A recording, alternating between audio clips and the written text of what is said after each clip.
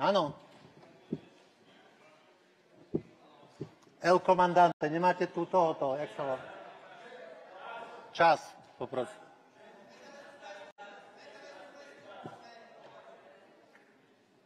Beží vám čas, pán kolega. Nemám predkladateľa. Beží vám čas, pán kolega. Išiel na hygienickú prestávku, ktorú tolerujeme. Pán kolega, pán Pročko, nehučte, nie ste tu v zoologickej záhrade. Pán kolega Alojz Hlina, pokračujte, beží vám čas. Máte čo povedať? Chápem ako vaše vystúpenie ako ukončené. Tak pokračujte, prosím. Však urobme zadosť. Nech sa páči, pokračujte. Pán Pročko, ešte raz vykriknete, nechám vás vykázať zo sály. Prvé upozornenie, dobre? Tuto budete dodržovať rokovací poriadok. Ešte raz. Pán Hlina, pokračujte. Prepáčte, pán predsedajúci, ale nie je tu navrhovateľ. Pán Hlina, ešte raz. Tolerovali sme hygienické pauzy aj pre navrhovateľov, pokiaľ odišli na chvíľku. Pokiaľ do 2-3 minút nepríde, preruším. Dovtedy prosím hovorte. Pokiaľ nie, odoberám vám slovo. Cigániková, kľud v rokovacej sále, pretože vás takisto prvýkrát napomínam. Prestaňte tu zjapať. Prestaňte tu zjapať. Správajte sa slušne ako dospelá žena. Druhýkrát vás upozorňujem o kľud v rokovacej sále, pani Cigániková. Správajte sa ako dospelá žena. Prosím vás, obujte sa. Preboha.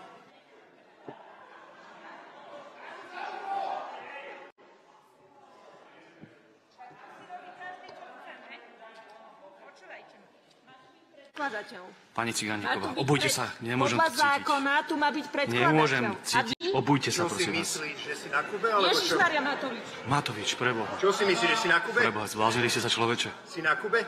Pán kolega, zbláznili ste sa. Severná Kórea? Vráťte sa na svoje miesto. Si na Kube? Metelesku, blesku, Matovič. Predkladateľ. Odiďte. Odiďte. Daj pauzu, dobre? Odiďte, pán Si Matovič. myslíš, že si na Kube, ty uchyl? Odiďte. Čo ste povedali? Že si uchyl. Povedzte to však. Že si uchyl, to som povedal.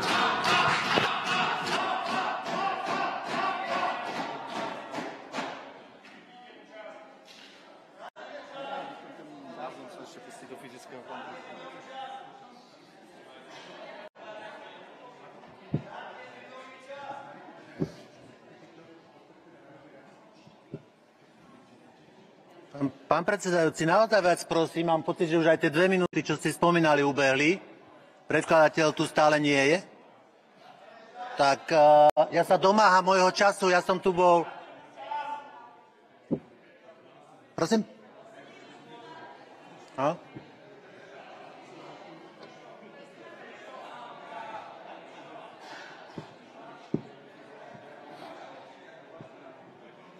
Pán predsedajúci, na vás žiadam druhýkrát, aby ste mi zastavili a vrátili čas. Nemáte tu predkladateľa. Prosím vás, rešpektujte to. Pán Hlina, beží vám stále čas. Pán Matovič, vráťte sa na svoje miesto, porušujete rokovací poriadok. Vyzývam vás prvýkrát.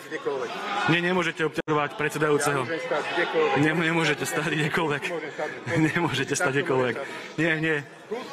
Toto nie je ústav pre duševne chorých, toto je parlament, pán Matovič. Choďte na svoje miesto, nech sa páči. Pán predsedajúci, žiadam vás, zastavte... Pán kolega, čas vám beží. Ak toto je súčasťou vášho prejavu, nech sa páči. Čas vám beží. Predkladateľa. Nemám tu predkladateľa. Prosím vás, nerobte to. Čo to robíte? Čo to robíte už? Nebláznite. Kde ste?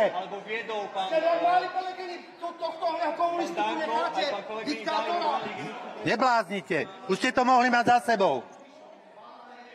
Žiadam zastaviť a vrátiť čas.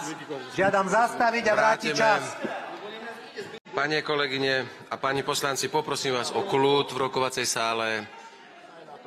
Je v 3. čítaní prítomnosť navrhovateľa nie je povinná, ani tu nebýva. Vy ste videli niekedy pri hlasovaniach vašich zákonov, ale vy ste tu nikdy nemali v 3. čítaní ale toto ide v zmysle rokovacieho poriadku, pán poslanec. A vy ukazujete tú politickú kultúru teraz v priamom prenose, že tu hulákate a čo? Ja vám hovorím, že v treťom čítaní nie je prítomnosť navrhovateľa vôbec prítomnosť ani povinná, ani nie je zakotvená. A to je v poriadku, pretože ste tak aj vy fungovali, aj 20 rokov Národná rada takto funguje. Ale to v tomto prípade nemáme ako meniť predpisy. Prečo by sme to mali meniť?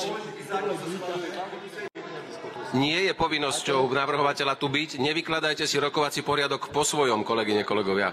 Dobre? Nebude tu pán navrhovateľ, pretože tu nemusí v treťom čítaní byť, tak ako nebýva pri žiadnom inom, lebo že sme v hlasovaní.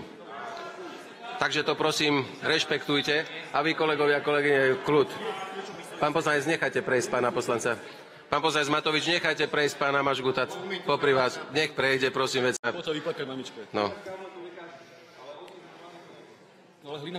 Pán predseda, verím, že mi vrátite tých cirka 5-6 minút. Naozaj sa venujem v treťom čítaní prijatým pozmeňovákom. Naozaj Ja očakávam od vás. budem k vám, pán poslanec, veľkorysý a ja vám ten čas navrhnem vrátiť, aj keď vám ho obrali kolegovia z Olano, ktorí tu sa dožadovali niečoho, čo nie je vôbec nikde zakotvené a nie je to ani povinnosťou.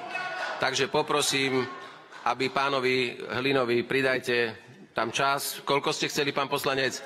6 minút. Kľudne mu vyhovejme, dáme mu 6 minút, aby pán poslanec mohol v kľude vystúpiť, tak ako v zmysle tretieho čítania v rokovaní môže byť. Nech sa vám páči, pán poslanec, môžete vystúpiť.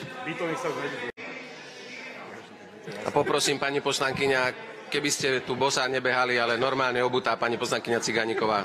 Nepatrí sa behať bosa po Národnej rade. Nie je to príjemné, nie je to príjemné. Tak teraz neviem, ide čas alebo nejde čas. Zjednajte prosím nápravu a kľud v sále. Naozaj som účastníkom dejinnej udalosti.